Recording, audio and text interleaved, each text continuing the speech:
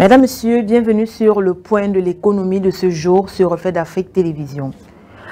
Débutons avec les industries extractives du Cameroun qui ont connu au premier trimestre 2023 une baisse des coûts de production de 8,6%.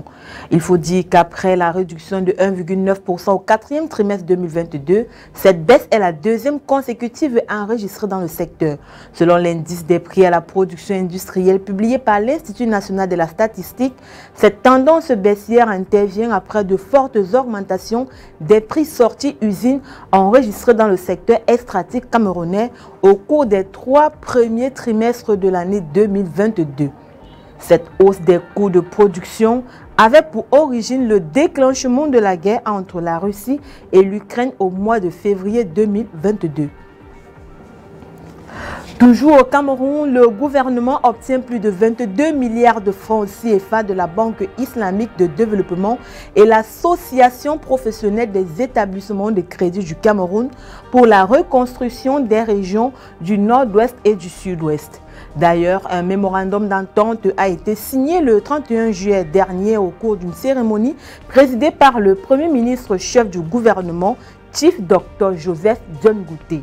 Le montant total de ces deux MOU porte à 76 milliards de francs CFA, hormis les 29,1 milliards de francs CFA du compte d'affectation spéciale, le montant que le gouvernement camerounais a déjà mobilisé jusque-là pour la reconstruction de ces deux régions en crise depuis 2016.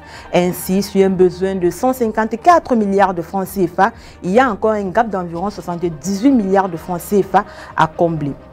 Parlons à présent de l'affaire Savannah Énergie Codco avec le Tchad qui conteste la décision de la Chambre de commerce de Paris et qui entend faire valoir ses droits. Suite à la suspension le 28 juillet dernier de l'ensemble des décisions prises par la République du Tchad lors des assemblées générales du 24 mai 2023 à Paris et du conseil d'administration du 4 juillet à Douala, le ministre tchadien des hydrocarbures et l'énergie, Djeressem Le Belmadjel, a rendu public un communiqué le 31 juillet dernier dans lequel le gouvernement tchadien conteste la décision de la Chambre de commerce internationale de Paris. Pour le Tchad, les décisions de la Chambre de commerce internationale de Paris résultent des manigances et des tentatives d'interférence de Savannah Énergie qui revendique 40% au sein de l'actionnariat de Codco.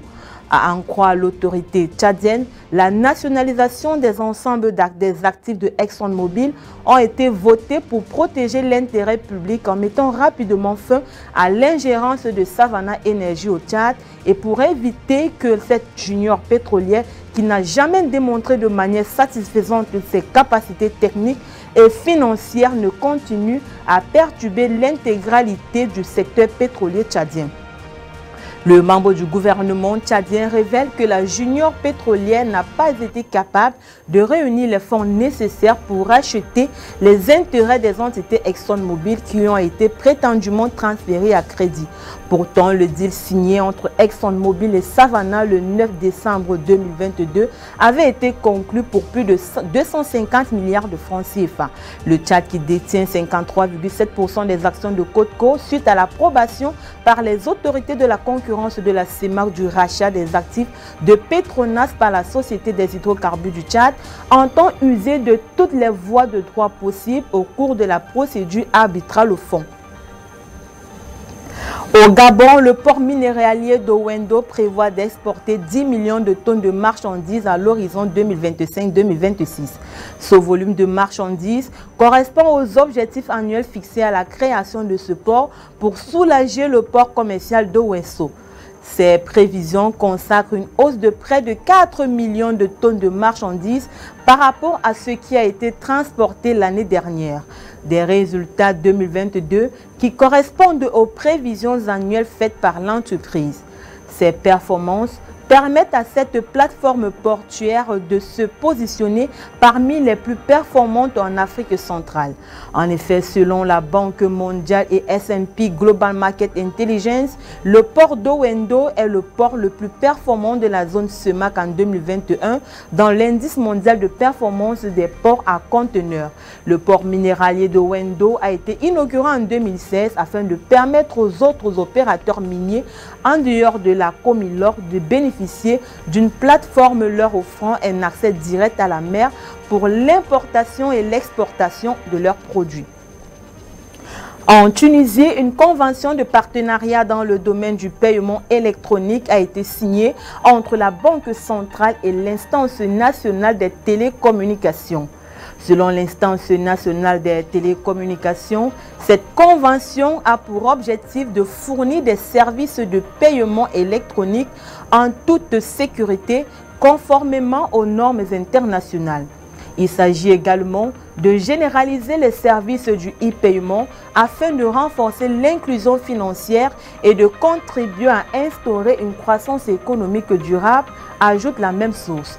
Selon l'instance, ce partenariat prévoit le développement de stratégies communes, l'échange d'informations, l'appui technique et la gestion de situations de crise en matière de services de communication et de paiement électronique. C'est ici que nous mettons un terme à cette édition du Point de l'économie. Merci d'avoir été des nôtres. Les programmes se poursuivent sur nos différentes plateformes médias. Restez connectés.